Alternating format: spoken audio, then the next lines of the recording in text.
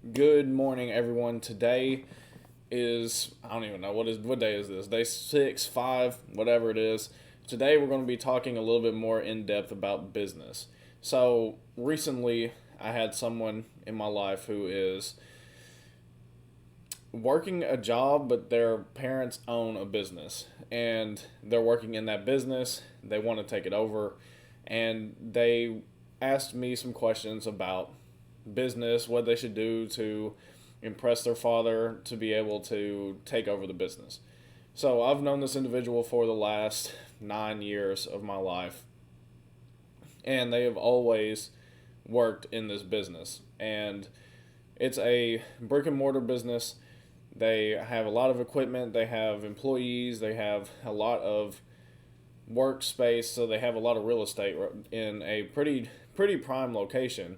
Now, when they first got it, and for a while it was not prime location, but now that area is becoming more rehabbed and it is becoming more prime location. So that is the scenario. I just want to give you guys that scenario. And they came to me a couple weeks ago saying a few things about how there was people in their life that didn't understand and how hard it was to impress their father to be able to take over the business. And they asked what they should do. So, what the advice I gave to them is the same advice I'm going to give to any of you who want to understand more about business. Maybe you haven't even started your own business. Maybe you're just working a job. Asking these same questions, even to the manager that you have, is going to be very impressive to them. So, one question that you want to know. So, for this individual, they said, people don't understand that I have to wait until I take over to start making changes, which isn't necessarily the truth. So, what I mean by that is even if you're a worker, because I was a worker for 5.5 years, I ended up working my way up from bottom of the food chain to pretty high in the ranks at a Fortune 100 company. And the way that I did that was I didn't accept that I had to wait until I became a manager to start changing things. I started changing things right off the bat. I just really by working as hard as I could, because I worked as hard as I could, and then I took on extra responsibilities. Hey, can I do that? Hey, can I take this on too? Hey, this person called in, can I do their job? And the reason why I did that was it was helping me learn more skills. And maybe you're saying, well, I'm doing all that. Well, good job. Then that means that you are changing your environment. That means that you are changing what's going on around you. You're changing that business, no matter what it is. I mean, I was working for a Fortune 100 company that did $100 billion a year before.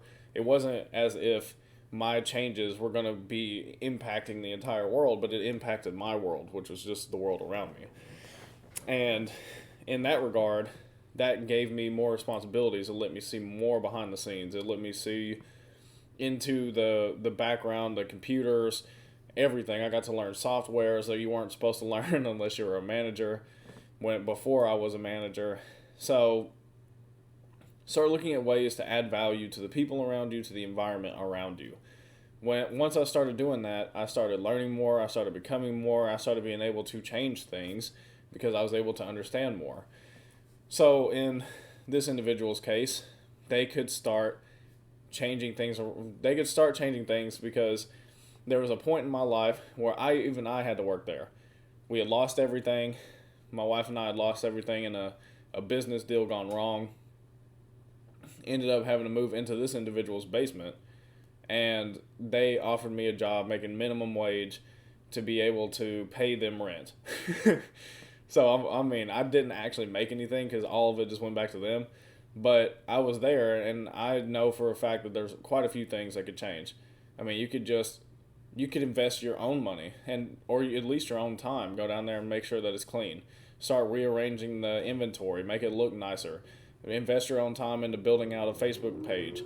Invest your own time into going and learning different things. And this is where we're going to really pick up about business for the last 5 minutes. Is if you want to learn business, if you want to, or you're maybe just a startup and you're trying to get going, you really need to learn your numbers. You need to learn your revenue, whether that's $100 a month, $100,000 a month, $1,000, whatever it is, you need to know how much money you're making.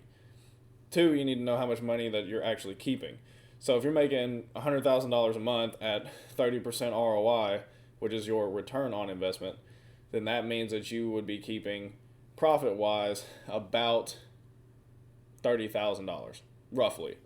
Now, that's going to be, that return on investment is still before you pay all your taxes, and that's still before you have paid yourself. So you want to make sure that with your return on investment, that in that 30,000, are you able to cover all of that before you start reinvesting? A big thing that happened in another business was we were sitting there making about, we were making $15,000+ a month, but we were taking the whole thing and flipping it back into the business and flipping it back and getting more and more inventory and doing more and bigger things. And that's great. And that's a way that you can definitely scale a business very rapidly.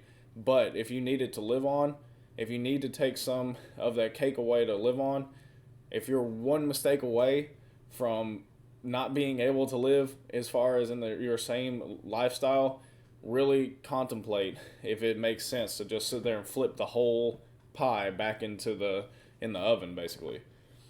So you've got to know the revenue, you got to know your profit.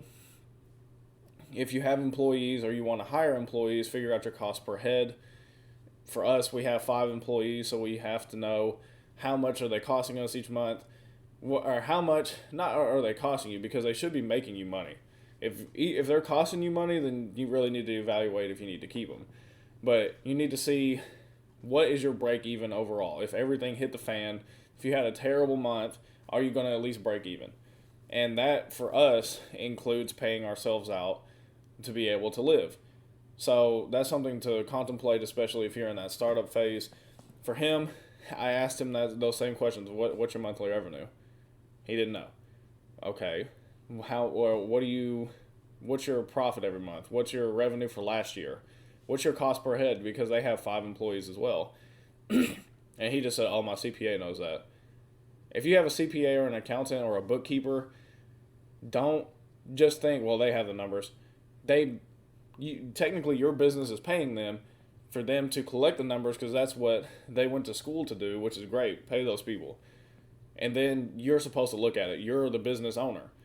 What good is having numbers if you never look at it? I mean, that's like somebody stashing money in your house and you never even knowing it's there.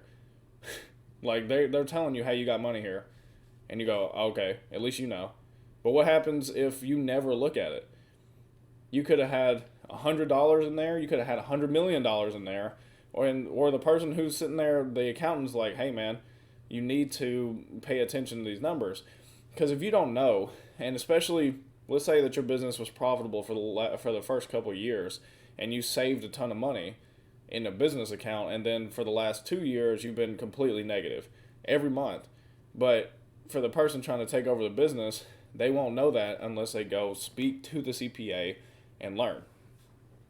So I would highly suggest, if you are in a situation similar, make sure if you know those numbers, just go ask your manager. If you're in a position where you want to move up the food chain, go ask your manager, hey, I'm just curious, what's our monthly revenue every month? And they should be able to tell you. They should be able to give you a P&L, which is a profit and loss statement, and say this is what it is. This is our cash flow statement. They should be able to give you statements where you can sit there and look at it and say, wow. Okay, and it's not going to make sense in the beginning. If you've never dealt with it, you're going to just look at the bottom line. What does it look like? Yeah, honestly, I mean, there's going to be this huge breakdown. But if you want to learn business, you need to start looking at those things. If you're in a business and you're thinking, I really don't know what I'm making every month, you need to look at those things, because the worst thing to do is to get to the end of the year and be like, oh, snap, I made no money. I cannibalized my entire business. I can't reinvest. I can't make a new product line. I can't do these things to be able to innovate. I can't go create another brand because I have eaten everything. So that's just a little bit of tips and tricks and some things you should look at for business. we're right at time. I really do appreciate everybody who is watching these. If you have any questions, concerns, tips, tricks, whatever it may be, please leave a comment down below. If you like this kind of stuff, think about hitting the like button and subscribing for more content, and I will see you guys tomorrow. Peace.